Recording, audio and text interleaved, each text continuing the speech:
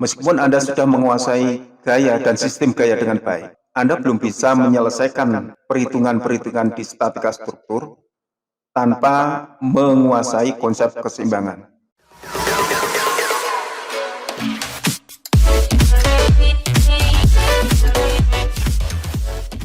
Baik, untuk selanjutnya, bagaimana persamaan keseimbangan?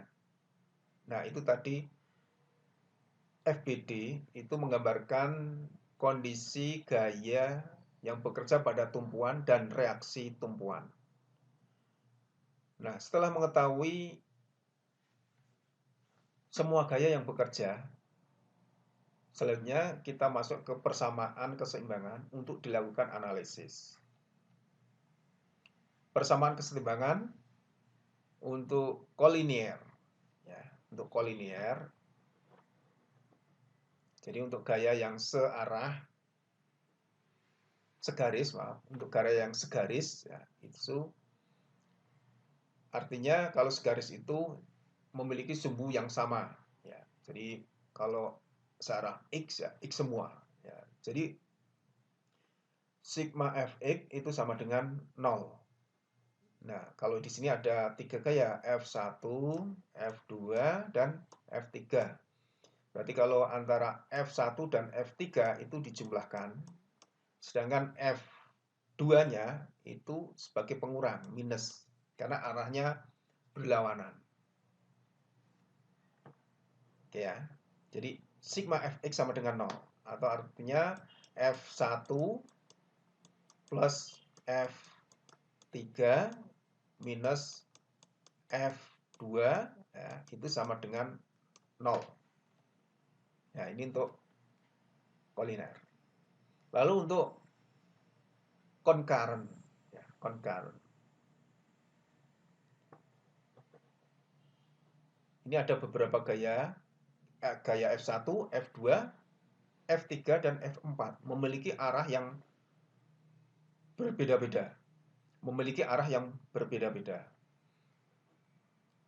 Nah, dari situ kamu bisa mengelompokkan mana yang mengarah sumbu X, mana yang mengarah sumbu Z.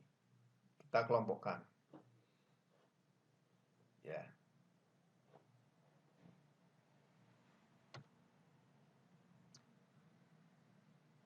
Lalu untuk konsep keseimbangan pada benda paralel.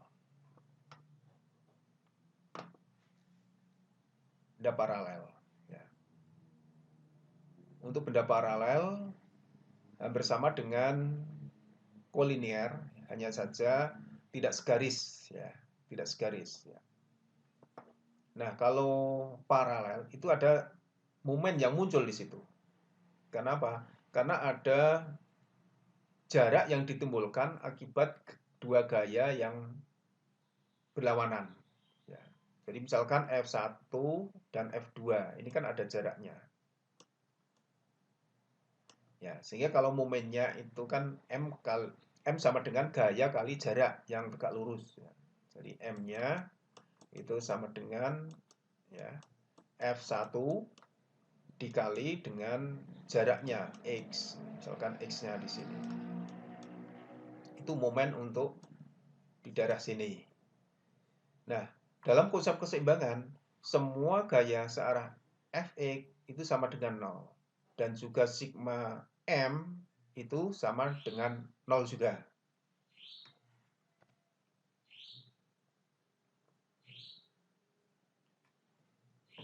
Nah, untuk sistem yang secara general, ya, artinya sistem yang mengalami pembebanan ke segala arah dan juga ada momennya juga, ya sama, Anda bisa mengelompokkan mana gaya yang searah sumbu X, mana yang searah sumbu Z, dan mana yang searah atau memiliki momen. Sehingga sigma Fx sama dengan 0, sigma Fz sama dengan 0, dan sigma M sama dengan 0.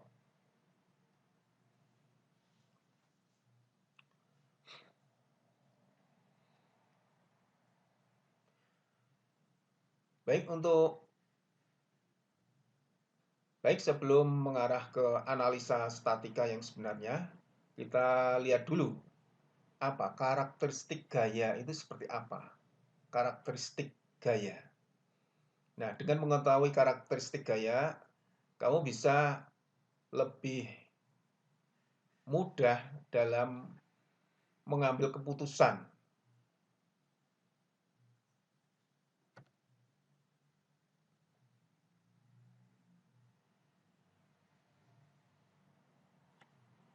Nah, misalkan ada dua gaya seperti ini. Nah, jadi kalau arahnya X positif itu sebesar P, maka yang berlawanan arah adalah minus P. Arahnya berlawanan.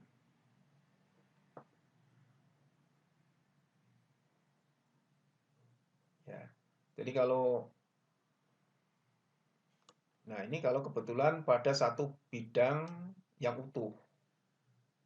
Nah, bisa juga gaya itu melewati pada bidang yang tidak utuh seperti ini. Jadi misalkan P-nya ke sini, lalu untuk gaya reaksinya itu di sini. Tidak harus melalui batang yang utuh. Ya, ini yang perlu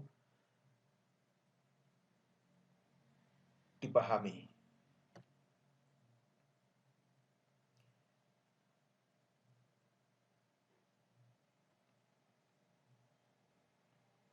Nah, kalau ada beberapa gaya F1, F2, dan F3 mengarah pada satu titik yang sama. Nah, ini bisa sama dengan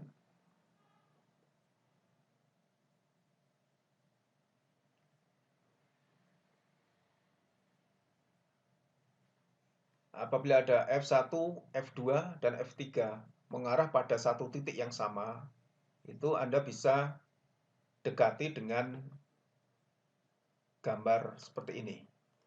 Jadi F1, ya, gambar aja F1 sesuai arahnya, terus disambung dengan F2, arahnya harus sama, baik arah maupun panjang garis, ya itu harus sama semua.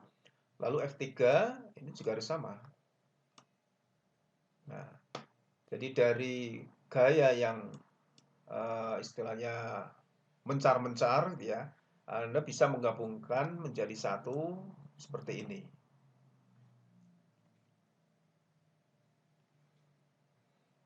Nah, itu tadi prinsip-prinsip dasar dalam analisa struktur. Selanjutnya kita masuk ke problem solving. Beberapa persoalan, contoh persoalan yang dapat kita analisa dengan menggunakan statika struktur.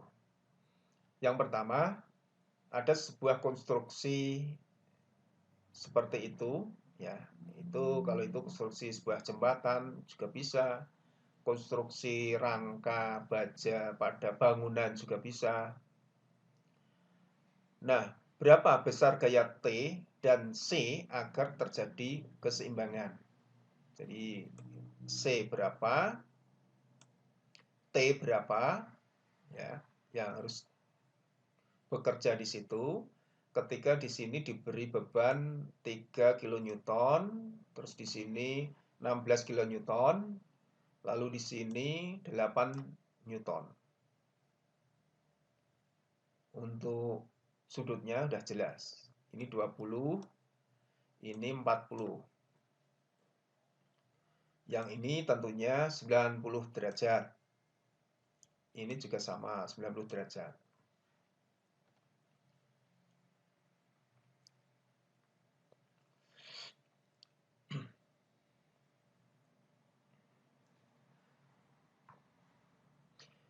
Oke, sebelum membahas lebih lanjut, ingat ya, yang pertama yang Anda lakukan adalah membuat FBD, Free Body Diagram, atau diagram benda bebas dari konstruksi yang akan Anda analisa.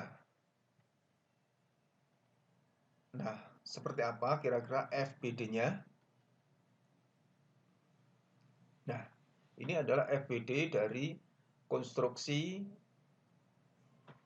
yang akan kita analisis.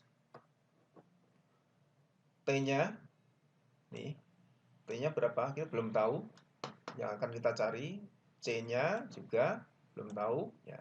Yang sudah tahu itu ini 16 kilonewton. Nah, ini bisa sudah dengan menggunakan skala ya. Jadi dalam menganalisis statika struktur itu bisa dengan cara hitungan maupun dengan grafis. Kalau ini dengan menggunakan grafis, ini harus terukur semua. Jadi kalau 16 kilonewton itu panjangnya sekian, kalau 8 newton berarti separuhnya. Ya, separuhnya. Nah, ini menggambarnya harus betul-betul cermat. Ini 8 newton. Ya. Ini 16 newton, 8. Terus 3 newtonnya di sini. Ya, jadi digabung aja 8 newton, terus 3 newton arah ke bawah, 16 kilonewton arah ke kiri, ya. Terus T arah ke sana, ini belum tahu panjangnya berapa. Lalu ada C, ini juga berapa, belum tahu. Nah, sebenarnya untuk mengetahui T dan C tinggal ini diukur. Ini panjangnya berapa, lalu setiap 1 cm itu mewakili berapa kilo, ya, berapa kilonewton. Nah, itu sudah ketemu tanpa harus memperhitungkan angka-angka. Hanya dengan mengukur dengan menggunakan penggaris sudah ketemu. Akan tapi kelemahannya dengan menggunakan metode grafis itu kurang teliti karena sangat tergantung dari kecermatan dalam melakukan pengukuran dengan menggunakan alat ukur. Nah, dengan menggunakan analisis seperti ini, nah ini akan lebih cermat dengan menggunakan perhitungan. Nah, kalau sudah ketemu FBD-nya, kita bisa membuat persamaan dengan membentukkan sigma Fx itu sama dengan 0. Berarti gaya yang searah sumbu X itu sama dengan 0. Mana yang sumbu X? Ya, jadi kalau ini X, ini Z, ya. Ini X, ini Z. Maka di situ ada 8 itu X, 16 itu X. Ya. Jadi ada 8, lalu 16. Ya, jadi kalau arah ke kanan positif, ini ya, ini positif, maka arah ke kiri adalah negatif. Makanya 16 kilonewton itu negatif. 8 kilonewton positif. Nah, sedangkan T dan C itu juga memiliki arah X juga. Kalau diuraikan terhadap sumbu X dan Z. Nah, ini untuk yang T, kita ambil XC-nya di sini. Kalau diuraikan, ya, nah, maka di sini adalah TZ. Ya, ini TZ. Sedangkan di sini, yang searah sumbu X, dari sini ke sini, adalah TX. Nah, TX-nya berapa? TX-nya terhadap T. Nah, ini Anda bisa menggunakan kalau sudutnya di sini maka pakainya cos ya. Jadi cos 40 ya, itu sama dengan cos T per sisi miring dibagi dengan sisi yang paling dekat dibagi TX. Ya, sehingga akan muncul TX. TX sama dengan berapa? T kali cos 40. T cos 40. Nah, di sini. Untuk tandanya plus atau min? Ya, tentunya plus karena searah sumbu X positif. Plus. Nah, sedangkan untuk C di sini. Nah, C ini juga diuraikan terhadap XY. Kita ambil mungkin sumbunya seperti ini. Nah, di sinilah. Nah, ini untuk X, ini untuk Z. Diuraikan terhadap X, ya, berarti di sini CX-nya di sini. Lalu sudutnya, nah, kalau ini sudutnya 20 di sini. Ini 20. Ya, ini 20. Berarti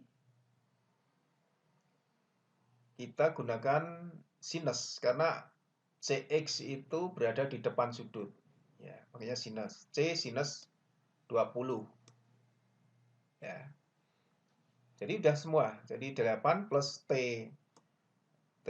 cos 40 plus C sin 20 minus 16 itu sama dengan 0. Nah, terus kita kelompokkan,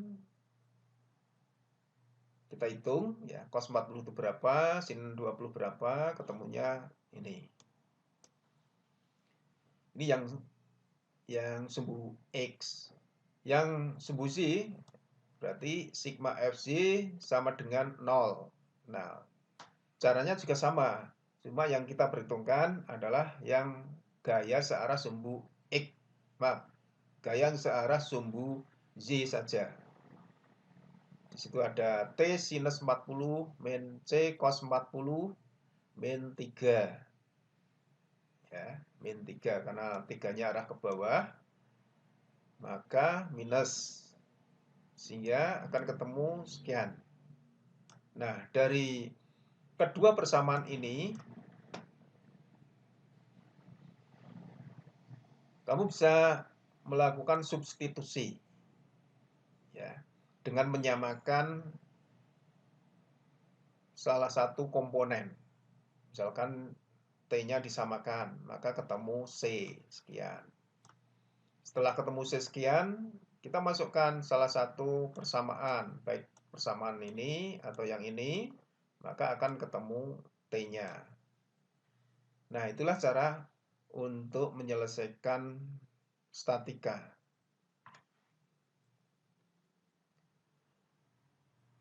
Untuk contoh yang kedua, ini ada sebuah katrol ya, dibebani 1000 pun ya, ditarik ke arah sana membentuk sudut ini. Nah, kira-kira seperti apa FBD-nya? Yang pertama adalah FBD. Ya, jadi yang pertama sekali yang Anda lakukan adalah menggambar FBD-nya. Nah, FBD-nya seperti ini. Ya. Karena tali itu akan menopang beban. Ya, bebannya di sini. Nah, dari beban ini, maka tali ini harus ada gaya ke atas. Ini juga ada gaya ke atas. Ya, karena di sini ada beban menopang juga, ini harus ke bawah. Ya, ini ke atas juga. Ini ke atas. Nah, ini dari ini ke bawah ya. Nah, terus di sini di tumpuan. Tumpuan itu harus ada ke atas supaya tidak jatuh dan juga ada ya gaya yang ke sana. Seperti ini ya. Nah, ini FBD-nya. Nah, dari FBD sama seperti tadi, kita kelompokkan sigma Fx sama dengan 0, mana yang searah Fx, berarti Fx-nya itu ini gitu ya. Dan ini. Kalau ini diuraikan dulu, diuraikan. Sehingga muncul ada cos 30, itu uraian dari ini. Tx ya, min Fx. Ya, ketemu Fx-nya. Fz-nya tinggal ada T1, T2, T3, T ini, TZ, T4, nah, kita kelompokkan. Ketemu Fz. Ya, kalau sudah ketemu Fx dan Fz, nah ini Anda bisa menuliskan Fx ini seberapa, sigma ini ya, sigma F berapa, ini sigma Fz berapa, temu. Nah, lalu Untuk mencari resultan, nah ini tentunya bisa menggunakan jajaran genjang. Ini R-nya. R-nya berapa? R-nya adalah Fx kuadrat plus Fy kuadrat di akar. Nah, di akar, karena ini rumus Pythagoras. Nah, dari situ akan ketemu sekian. Nah, lalu untuk momennya itu juga harus sama dengan 0. Sigma M sama dengan 0. Nah, momennya itu di mana saja? Di T1R di sini. Ini juga ada momen. Ketika ini ada beban di sini 1000 pun ditarik ke atas T1, maka di situ ada jarak. Nah, jaraknya ini akan membentuk momen. T1 kali R. Kalau ini R, ya. T2-nya ini juga ada momen di sini. R-nya sama. Sehingga T1 sama dengan T2. T1 plus T2 minus 1000 sama dengan 0. Nah, ini keseimbangan di sini. Kalau untuk mencari momen di titik 0 di sini. Ya. Sehingga kalau dimasukkan akan ketemu semua T1, T2, T3, dan T4. Oke, terima kasih atas perhatiannya. Selamat, semoga sukses.